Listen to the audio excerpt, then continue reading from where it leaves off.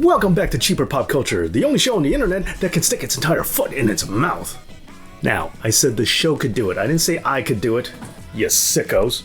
You know who you are.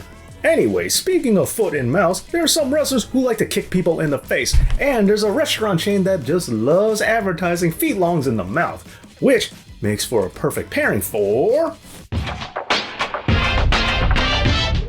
Alright, so this was part of another endeavor for WWE to almost sort of kind of attempt native advertising by sneaking commercials right into the regular show. Did you guys know that National Sandwich Day is this Thursday, November 3rd? Yes, apparently there are those people out there who think that this will bring them extra revenue. Bailey is a huge fan of Subway. She likes all the sandwiches. Oh, and speaking of weird choices for marketing, who decided to mash up the words sweet, onion, and teriyaki all together and figured this will sell? Even though it definitely works on me.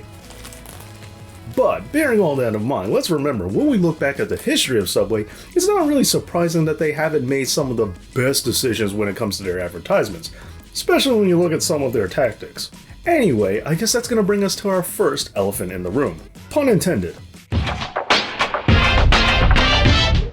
Even though I still don't think it's possible, apparently you can become famous and build a franchise off of advertising that you could lose hundreds of pounds simply off of eating nothing but sandwiches.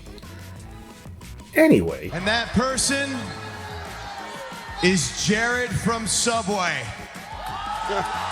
Who knew back then that if you had the choice of picking who's the bigger douchebag, A, The Miz, or B, anybody else that you would pick? Well, not A. That is better than anything you've ever done! But if you think that this was the only excursion that Mr. From Subway did with WWE, well, you'd be wrong. And look, another tough judging character. Feed me more. Now, on a side note, for me personally, I've always felt like Subway is just that fast food franchise that's not really fast, and I always feel like I have to sidestep 100 bags of Sun Chips before I could get to a real side dish, only to then find out that Subway doesn't serve fries. Anyway, let's get on with the next entry. Jared from Subway. Yes, Jared, please stand up. Now, with Subway serving Coca-Cola and CM Punk having a Pepsi tattoo, I wonder if this was a conflict of interest. And while you're a great spokesperson for Subway, you'd be so much better on this side of the fence.